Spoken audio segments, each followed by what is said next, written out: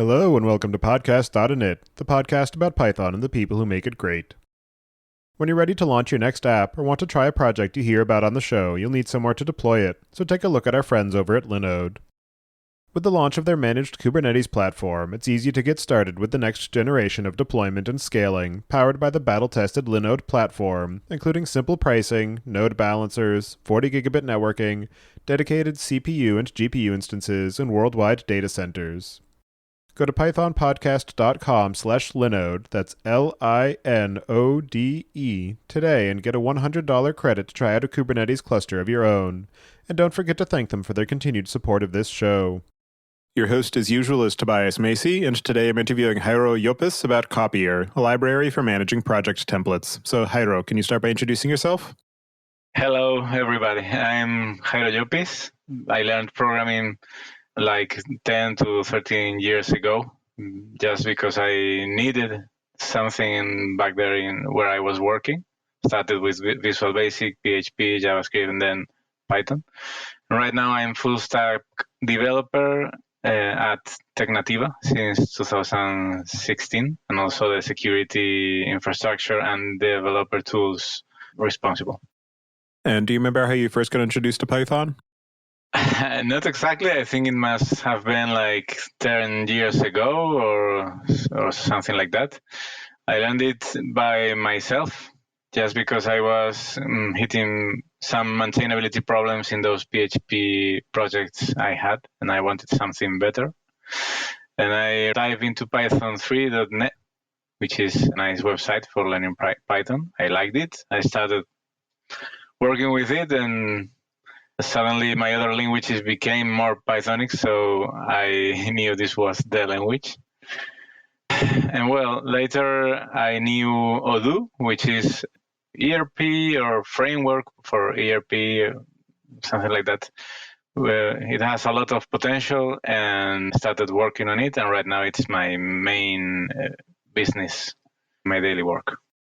And so somewhere along the line, you ended up getting involved with the Copier project. So can you start by just giving a bit of an overview about what that project is and how you got involved with it? Copier is, these kind of tools are usually called template managers or scaffolding manager or generator. There's some tools similar. However, since version 3, which is the version I helped develop, I would say it's more a project lifecycle management tool, which is somehow unique. And I got involved because, well, I told you before I'm working with Odoo, but Odoo has a very steep learning curve.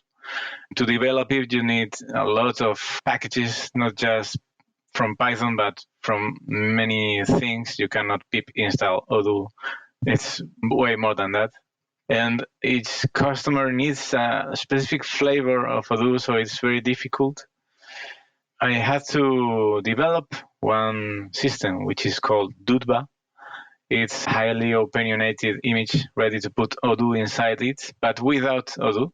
So it needs a template to configure how do you want to build Odoo for this project.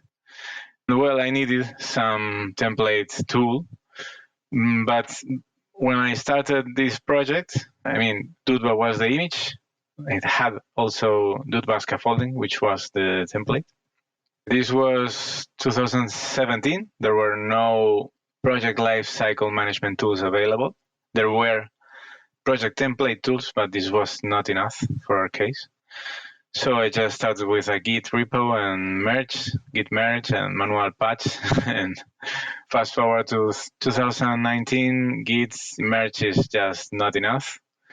Other template managers are not enough. So the world needed something better. Copier was not enough, but it was the closest one. So by the end of 2019, I started doing my first pull request to Copier, and then later I became a co-maintainer. The full lifecycle management capabilities of Copier are definitely what I find interesting. And you mentioned that when you first came to it, it didn't quite have everything that you were looking for. So I'm wondering if you can give a bit of the background of where the project came from and the state that it was in when you first found it, and what you saw as the promise to enable you to take it to where you needed it to be. Well, I had to ask the other maintainer. He is called Ben Felder, and he's very nice. And I had to ask his history to get some history of the project because I'm new in it somehow. This project was born in 2011 by Juan Pablo Scaletti, who I never met. The project was called Voodoo back then. It seemed like it had a joke of resurrecting project skeletons. Then in 2018, we can see the first commit from Ben. And last summer, it was Juan Pablo left the party and Ben Felder was the new maintainer. And then told you by the end of last year, I started contributor, and in January, I became a co-maintainer. This contributing I did since late 2019 to around April was sponsored by Tecnativa. But these days, Ben is very busy, and I'm mostly maintaining it on my own in my free time. Basically, the state of the project was a simple project. I like that.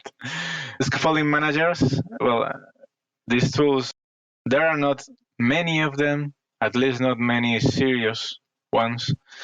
The other ones, all of them had very complex mindsets or workflows or ways to deal with the template itself.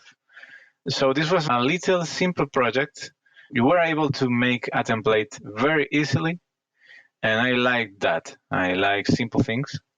So I thought that if I had to invest a lot of time in improving one tool, I wanted to improve a tool that was simple, not something too big, too complex, that was going to be very hard to prove.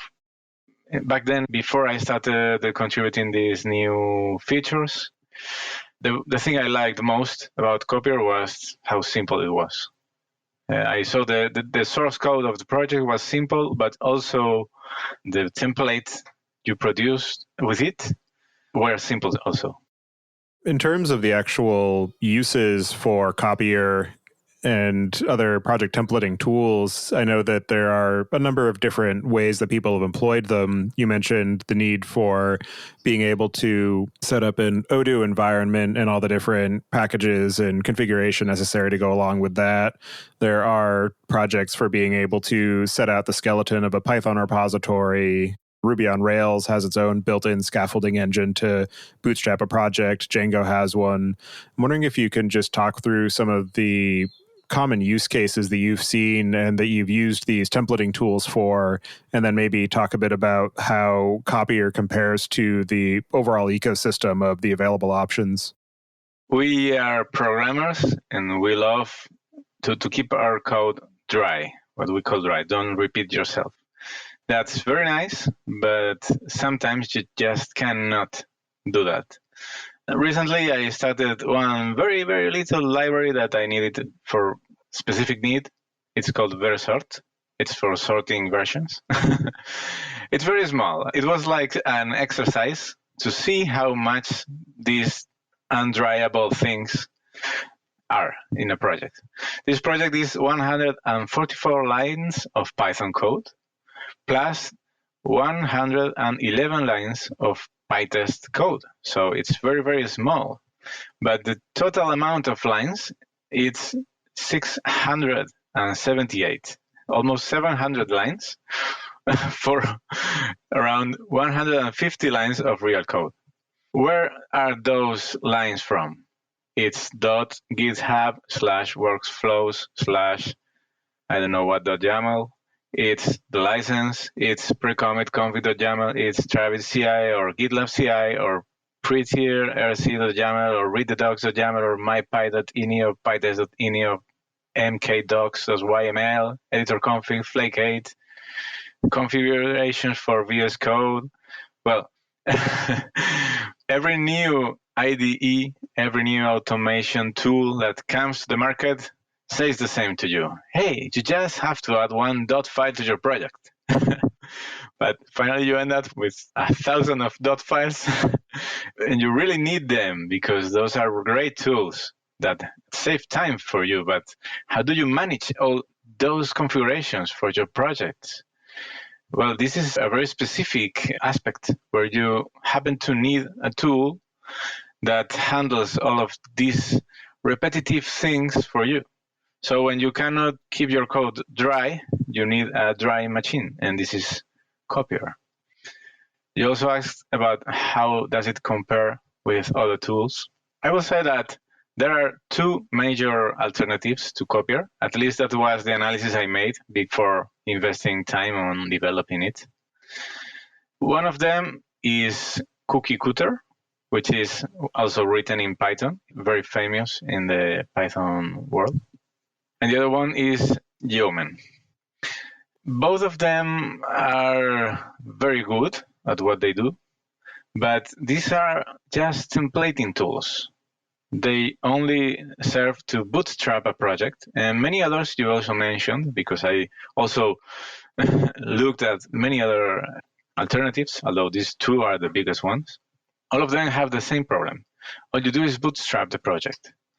So, okay, I bootstrap my project. I create this, let's say, pre-commit config.yaml file.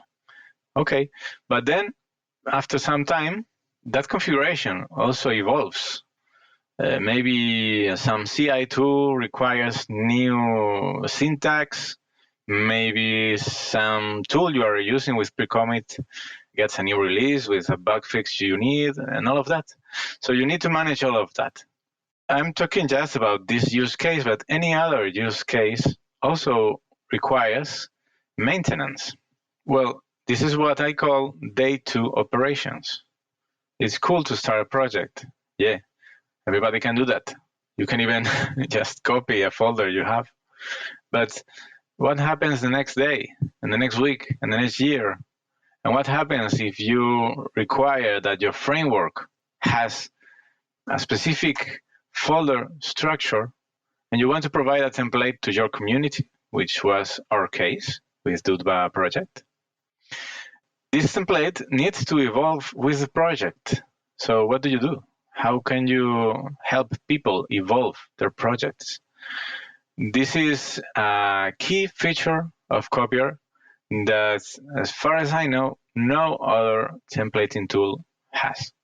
And Copier relies on Git and uses a smart diff algorithm that compares the template evolution, the template Git evolution, with your project evolution, and then somehow tries to apply diff just like Git would do if you had both stories in your Git project, which is not the case.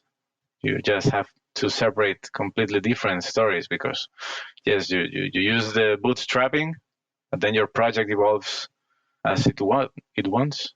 You can even change some answers to some questions.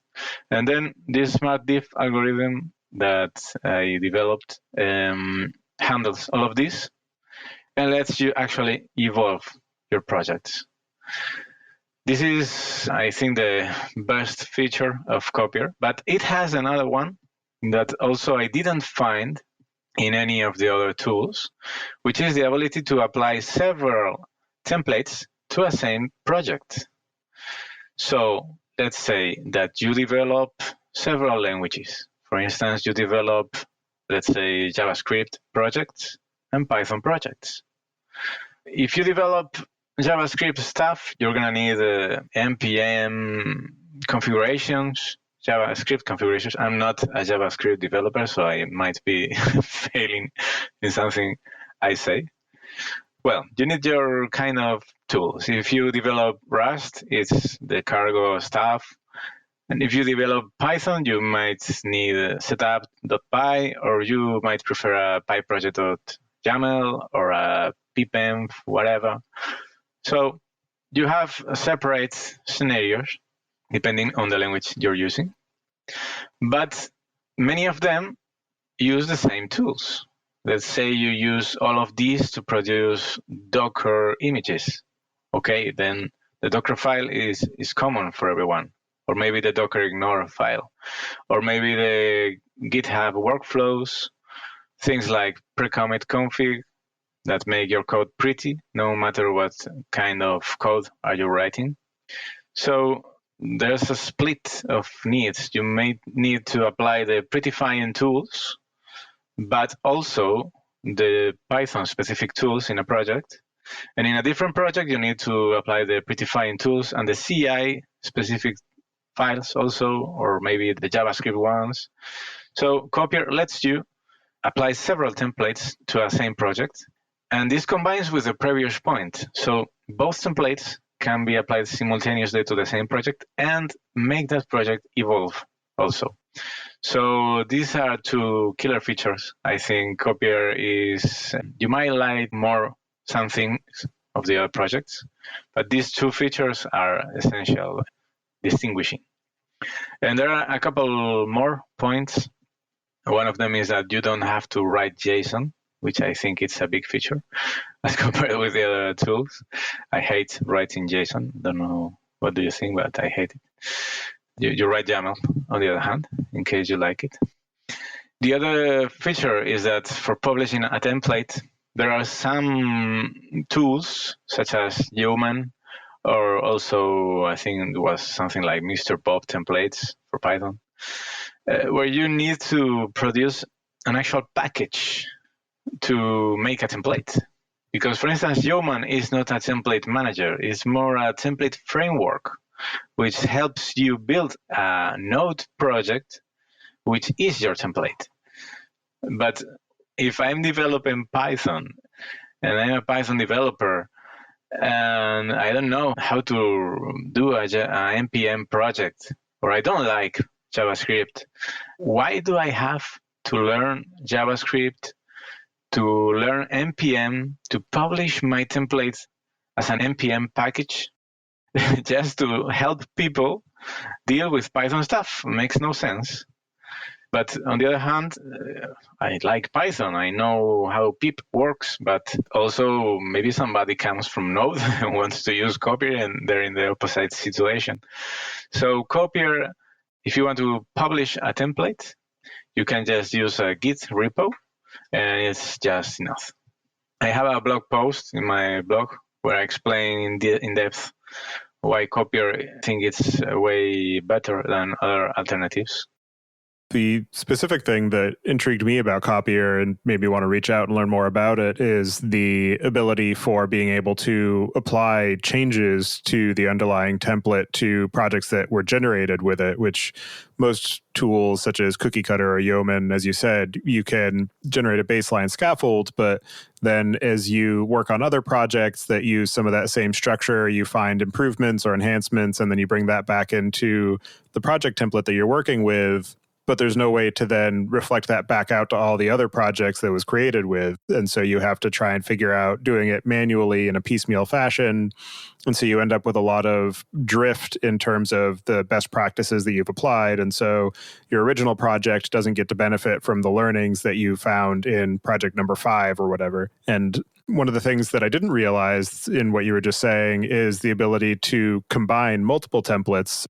You can actually, rather than having to have one monolithic template that covers all the concerns that you need for a project, or have a bunch of different conditionals that it will generate project skeletons for based on the inputs that you provide on the input prompts, you can instead have a modular approach where you have a template that says, this is going to handle all of my tooling for my configuration. So it will put in my pyproject.toml, it'll configure Flake8, it'll set up my Py, and then this other one will set up the baseline for the Django app structure, and then this other thing will handle setting up all the configuration for my CI/CD, and then I can apply all those together, or only one or two of them, rather than having to have everything in one project. I think that that's a pretty amazing capability as well.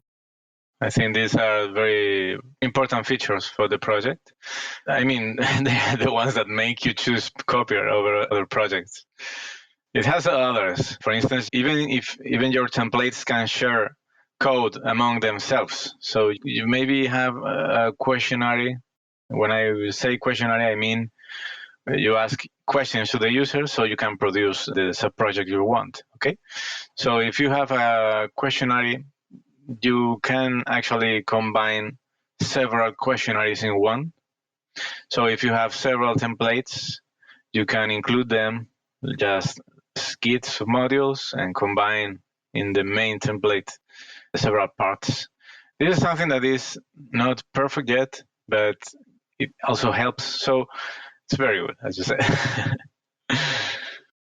And so digging more into the project itself, I'm wondering if you can talk through the actual Copier project and how it's implemented and how the overall design and feature set has evolved over the past year that you've been working on it.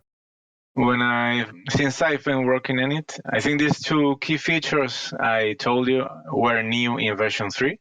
When I came to Copier, it was version 2 dot something. So these new features is something that I'm involved with, so I'm happy with it. But the project itself, the settlement of the project as it was when I came in and how it is now, it is an API and CLI project. So main use for Copier is CLI. You use it in your terminal, and it should be comfortable there. But you can actually use it as a library if you need to expand anything.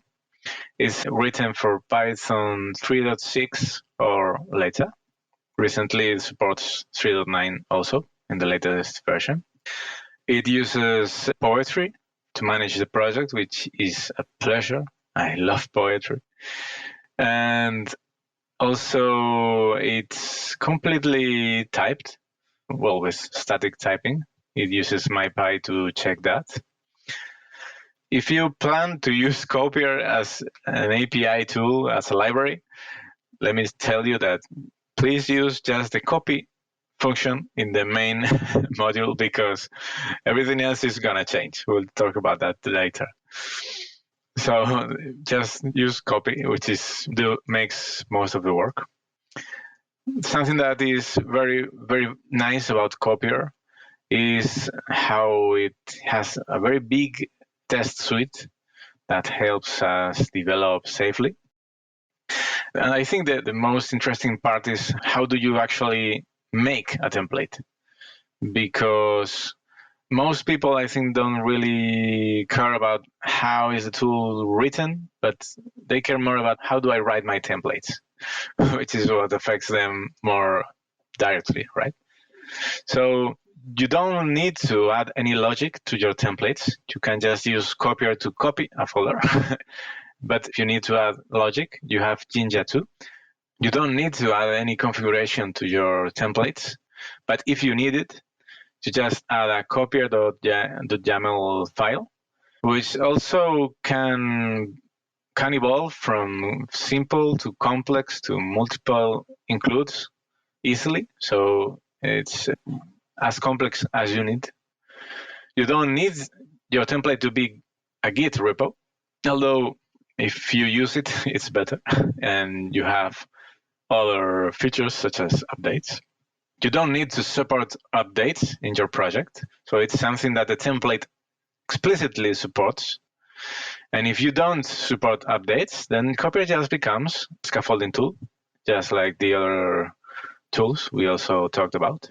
But if you need those updates, all you need is to allow your template to write Copier answers file, which tracks last answers from the project.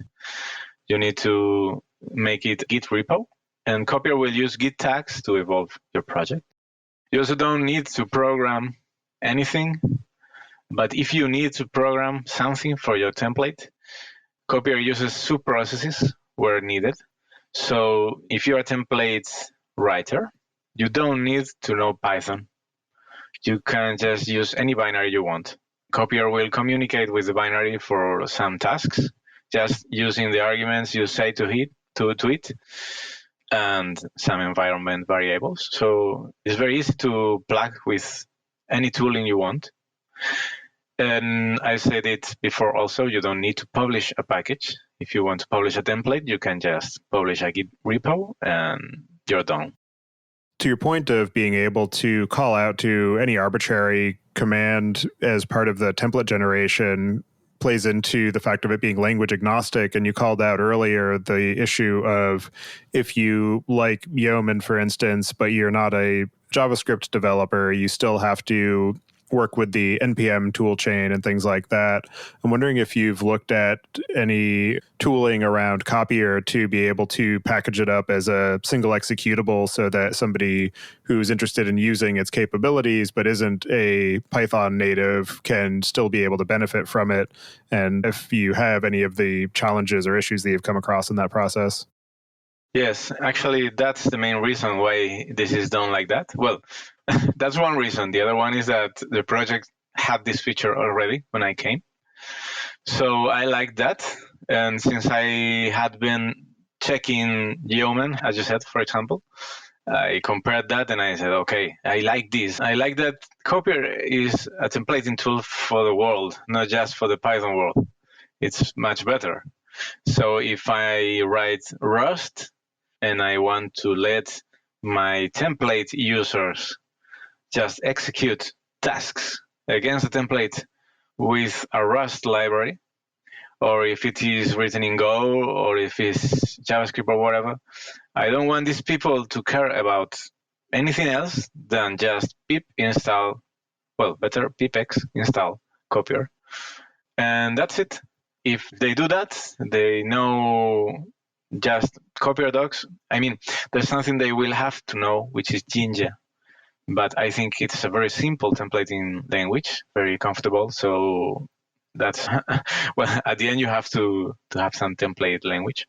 But apart from that, you don't need to write a single Python line to make your project, your template, be able to use all Copier features. And so digging a bit more into the process of building templates for Copier, I'm curious if you have gone down the path of taking an existing template for something such as Cookie Cutter and converting it into something that is compatible with Copier or any of the other frameworks. And what are some of the design considerations for template authors to be able to build something that will work well with Copier and all of its capabilities? My use case was a very complex one.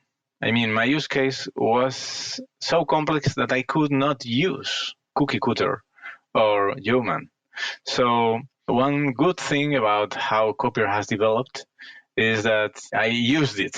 I mean, I don't gain too much money with Copier. I just work with other things, and I needed something that did this work. So if you take a look at a repo that is called Dudebug Copier template, you can see it's a very, very complex template, and it helps to make Copier what it is. But after Copier 3 was released, some people started liking it, started using it, and started migrating Cookie Cutter templates to Copier templates. And I think this is a bit of a challenge because Copier is a new mindset. You cannot have a template which is compatible with both. You can have a template which is similar, but it's not compatible 100%. So you might have to read carefully the documentation to make your template match Copier's. One differentiation is, for instance, in Copier, you don't need that your template is a subfolder of your project. The project and the template can be the same folder. In Cutter, for instance, you have a main folder which contains your README, your license, your whatever, and then a folder inside that repo that contains the actual template. But in Copier, it doesn't necessarily work like that.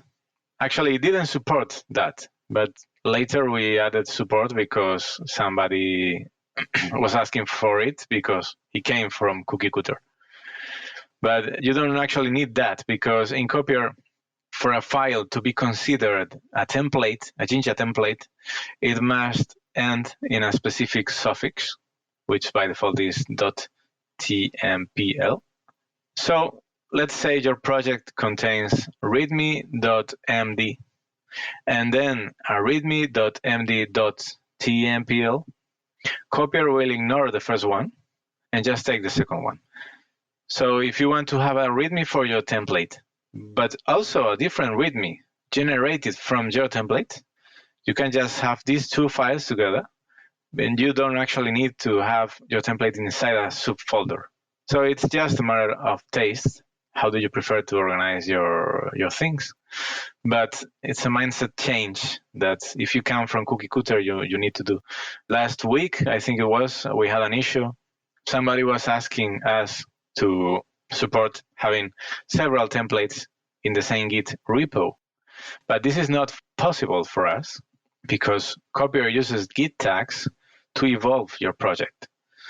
So if we were to do that, you would have several templates which will evolve separately, but actually all would be versioned with the same version. You would have some confusing things like a template evolving, having a new release, but with no change. And so one Git repo will be one template, and this is by design. It will be like that forever just because we need to support updates. And because we designed the project with a specific goal, it requires a specific template. In terms of people who are using Copier, what are the options for extensibility or integration with it? And particularly, you mentioned the Python API, just some of the interesting capabilities or features that exposes. I think it's a matter of comfort because, let's say, for instance, I use one CI, internal CI, which applies to our company projects, the public template we have, plus another private template that we also have for this kind of projects. This is one example of how multiple templates per project help, because, for instance, the public template will help everybody to get up and running with Dudba quite easy. But the private one makes our specific customizations, our internal CI/CD system work, and that would for nobody else. So it's a thing we maintain internally, and every project has both of them. So one CI system just every night checks for a new release in both templates, and if there's a new release, then it updates the project, it runs the checks, and if there's any conflict or any problem, it will just open a pull request. But if there's no problem, it will also merge the pull request. And so the next morning you sit in your desk and your project is updated because you made a release from the template. So if you just use command line based CI, I think you will be more comfortable using Copier CLI. Or for your daily usage of Copier, it will be more comfortable also. But if you have a specific CI tooling that you happen to have written in Python, I think you will be more comfortable using Copier as a library. But actually, you can make the same thing with both approaches. And in terms of the actual uses for Copier, what are some of the most interesting or innovative or unexpected projects that you've seen built with it? Well, to be honest, I have not seen many because I don't track Copier users. We have in our README one suggestion. Please tag your Copier template as Copier template. There's a topic in GitHub labeled Copier template. So we just expect people to tag their templates and then every now and then come around and see what they're doing.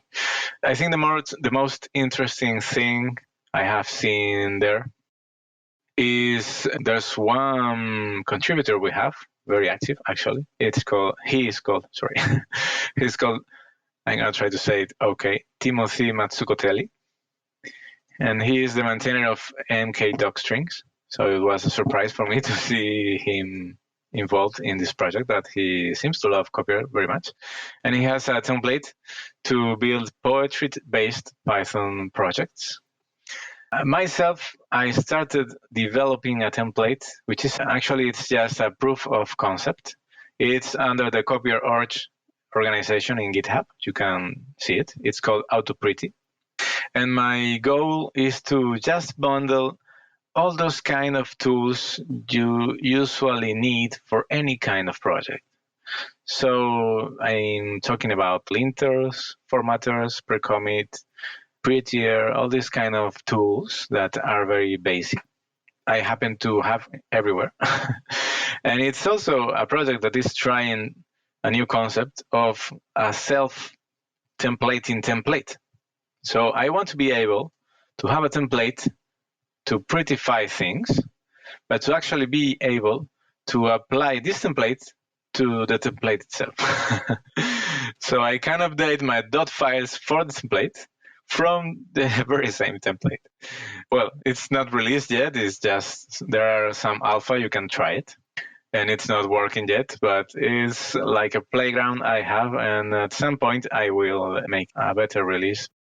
And in terms of your experience of working on and with Copier and using it for your own projects, what are some of the most interesting or unexpected or challenging lessons that you've learned in the process? I think I learned a lot of things. To start, I learned a lot of tools that I didn't know. I might seem a little bit stupid saying this in a podcast, but I never wrote PyTest test, and it's awesome. So I like it. I started using poetry. I like it very much. Also, this is the first project where I am deeply involved that has static typing, and it's very good. It helps a lot. So that's something I learned. Something I also learned is that sometimes you need to test your template. At first, since I was the only one developing my template and using it, nobody else would use it. Well, I just started releasing versions and versions of the template without any problem when anything went wrong. But later, when this template became a more critical part of our toolkit in the workplace, and all my colleagues started using it, and the CI system started updating projects automatically. Then something I learned is that if you happen to have this kind of usage also, which is cool because it's where Copier shines actually, I recommend to make pre-releases of your template and apply them manually to some specific projects. Or maybe if you are several developers involved in a specific template, you developers, little group of people, try your pre-releases because it will help. Sometimes it's hard to predict how a project will evolve and how your template will behave. Because, well, this smart diff algorithm makes most of the work for you, but sometimes you will try, let's say you add a new file to your template, and you didn't happen to expect that that file was existing before because the user added it manually to a project, or maybe changed somehow. So by having some pre-releases, you can, there's a flag in Copier CLI, which is / pre-release, that tells Copier to consider pre-releases when fetching the latest version of the template. It helps you to test your template before it's released. Apart from that, add tests. You don't usually need to add a test that tests that the template, when the template has a file that is called whatever and it has a content and you pass that answer, Copier will render that content. Well, that's obvious. But so don't test what Copier is doing. Test why is it doing it. So in your tests, create a new project. And let's say that your test is testing that you install pre-commit configuration, which includes black. Okay. Actually want to test that. Then in your tests, create a new template, a new subproject from that template, and then add a Python file, which is badly formatted. Try to commit that and see how pre-commit reformats that. So you're seeing the why. The way you do things and not the how you do things. And it's important for testing, for your test to be, because if you just test that the file renders like this when I pass this kind of input, well, it's going to be true all the time. But maybe if the input is wrong or the file is wrong, you won't detect that. For people who have existing projects that they want to extract some of the structure and best practices from and apply it to other systems, is there any capability for being able to use Copier on a project that already exists to apply some of the boilerplate and overall structural best practices to the project? Yeah. Copier takes a simple approach when analyzing your project. And it has actually two commands. The first command is copy, and the second one is update. So when you're calling copy, it will just copy everything and forget about what those files contained before. So let's say your project is already a Git project. Well, you just apply the new template, copy whatever, and then Copier will do his stuff, and then you will have to review the files that Copier modified. Once you do that, if the template supports updates, because like I said before, it's not mandatory, it's a template choice. If it supports updates, it will write a file that by default is called .copieranSwers.yml, but you can change that. Actually, you have to change that if you want to apply several templates. That's how it works. Let's say you just use one template, that's the name of the file. Then it will store all your answers to the questionnaire, plus the URL of your Git repo, plus the tag that you applied. So Copier, once you commit all those changes, Copier will consider that the resulting of copying that template in that version with those answers is your subproject right now. So it will later apply an update. This algorithm will compare how it should have been and how it comes to be, and then later evolve. But if you just have several projects and want to apply Copier over them once they already exist, it's completely support. All you have to do is just Copier copy the first time, and then later just Copier update as usual. That first time you will have to review manually what Copier is doing, but there's no other choice. And for people who are looking for a project templating tool or something to help manage the overall life cycle of their projects, what are the cases where Copier is the wrong choice? I hope it's the good choice. That's why I like it. But when it is the bad choice, I said that we try to dry things to don't repeat yourself in your code. And when you cannot dry, then you have a dry machine. Okay, but if you can dry, just dry your code. You don't use Copier. Better dry it. If some parts of your code can be externalized in a library, then do that library. Don't just copy that everywhere. And I actually do that because it's faster and more and easier. But I have plans to migrate to actually external library for this Dutpa Copier template project I have. So I'm telling you not to do that, but it works. so maybe it's also not a bad choice. As you continue working on Copier and continue using it, what do you have planned for the near to medium future of the project? Copier 6 is going to be a huge release. Really, really huge. Until now, let's say Copier 1 and 2 was a simple, fun scaffolding project, just like any other, but easier. Copier 3, 4, 5 has been the best templating engine in the world. No, not the best, but it has these killer features. But Copier 6 is going to be a complete refactor of Copier. I am confident about it because we have very, very big test coverage. So I'm refactoring it because Copier was built around functions, but functions were too dependent among themselves. And at the end of the day, it became hard to detect when is something happening, when not, or to have a relationships among the whole copying process. So it became hard to maintain in that regard, and I'm making a big refactor to do it object-oriented, which is going to be way easier to maintain in the future. Right now, there are some alpha releases of Copier 6, but are very, very far from what Copier 6 is going to be. But if you use them, you will help me because you will detect bugs, so do it, please. And you will have conditional questions. That's something that it's already in the last alpha. Also, a more interactive terminal user interface, which, for instance, also supports multi-line input. That was not easy, but it's working now. It has some bugs, but, well, it's helpful.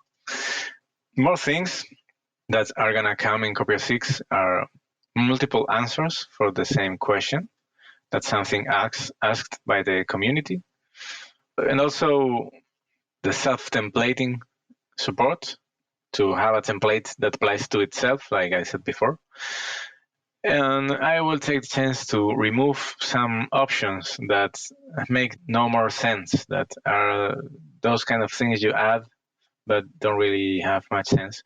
And one thing I would like to do also is to change Jinja defaults, because right now Jinja is by default different of the official Jinja. For instance, it uses brackets instead of curly braces.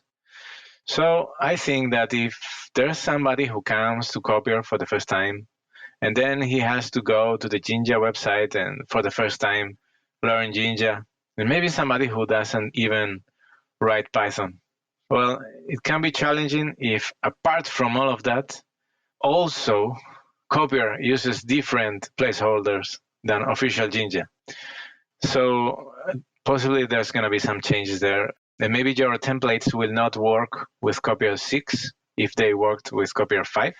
So another thing that I will have to add is a version check that fails if your template is not ready for Copier 6. I have to think about that a little bit more. But right now I'm mostly involved in the refactor. And once the refactor is settled, then I will start adding these other things, which are going to be very much easier after the source code is reorganized. And after Copier 6, then I think there's going to be not many more things to do. The project is very, very nice. Just more evolving of the tool, but it's going to be more or less what it should be. Are there any other aspects of the Copier project or the overall topic of project templating and scaffolding and lifecycle management that we didn't cover yet that you'd like to discuss before we close out the show? There is one complex case in Copier, which is answer migration. It happened to me in my template when I released, I think it was version 2. You can answer to Copier in YAML format. So an answer to a Copier question can be anything that YAML or JSON supports.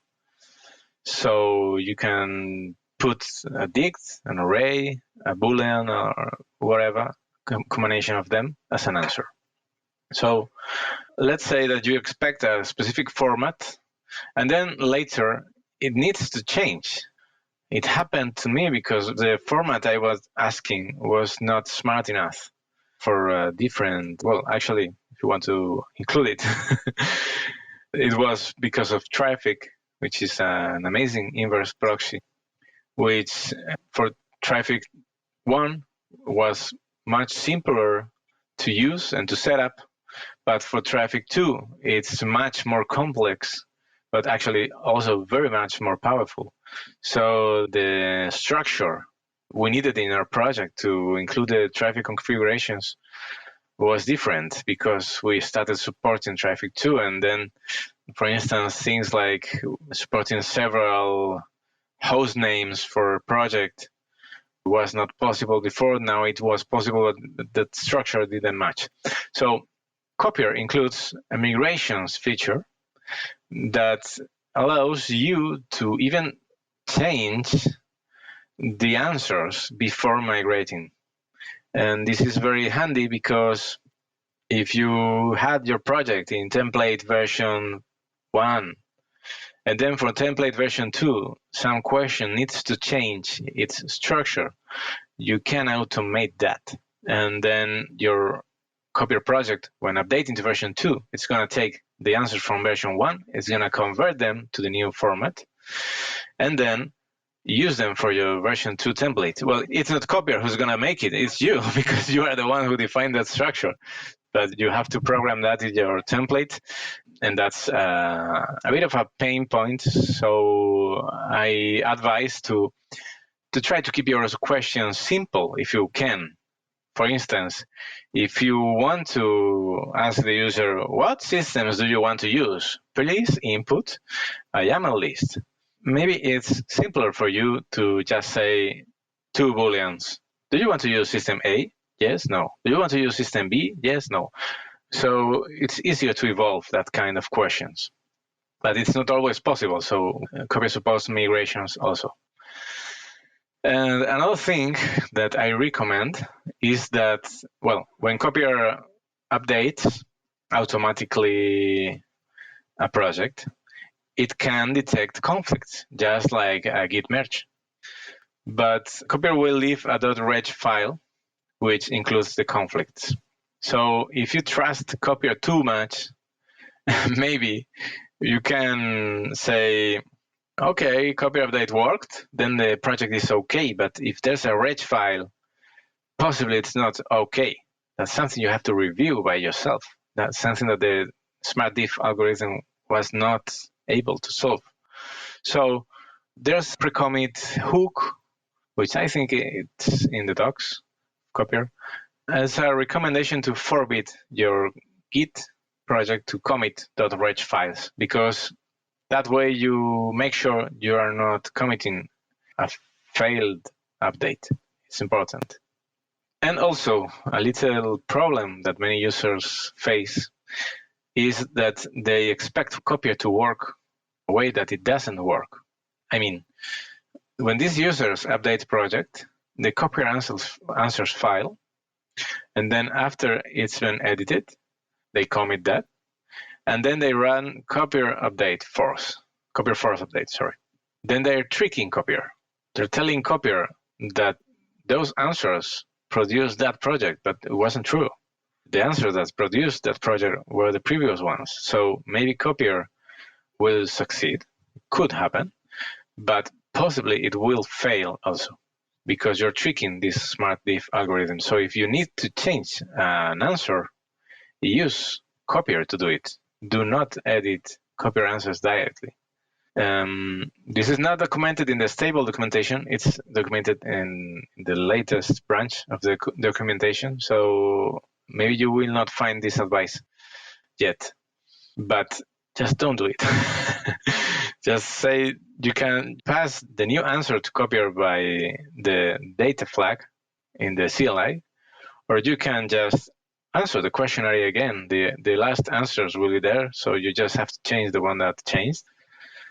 But don't do it like that, because it will fail at some point and you will think that it's a bug, and it's not.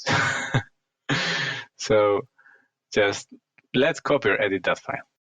Well, for anybody who wants to get in touch with you and follow along with the work that you're doing or contribute to the work that you're doing on Copier, I'll have you add your preferred contact information to the show notes. And so with that, I'll move us into the picks. And this week, I'm going to choose having a good quality set of playing cards on hand, because it's a versatile tool. You can use it for playing all kinds of different games, either by yourself or with other people. So definitely worth having one that is good quality and can stand up to a lot of use, rather than just something that's cheap, because then they're not as fun to use and you're less likely to pick them up. So definitely recommend just having some good playing cards around. And so with that, I'll pass it to you, Jairo. Do you have any picks this week? Well, I have some. One thing I tried recently was Mozilla Hubs. I don't know if you have tried it, but it's very nice. Mozilla Hubs is an alternative to a video call. It's not a game. It seems like a game, but it's not a game. It's a video conferencing tool in virtual reality, which helps you stay in a three-dimensional area where you can hang out with your friends or workmates. And it's very fun because it avoids the Zoom burnout, the video conference burnout that your brain experiences. It's something interesting also. Could be another pick. These days, most people need to stay away from their friends, but using this tool, you can feel like you are in the same room. And one thing that seems stupid, this is like Copier, has little features that make your life different. And this little feature of, hey, I'm with 10 friends, but I want to talk to 2 of them, then we can go to a corner of the room and talk. And you don't have this chicken house noise when everybody is speaking in the same video call. It's very nice. All right. Well, thank you very much for taking the time today to join me and discuss the work that you've been doing with Copier. It's definitely a very interesting project and a well-designed tool for being able to help manage the full life cycle of projects and the boilerplate that spans across multiple different projects. So thank you for all the time and effort you've put into that, and I hope you have a good rest of your day.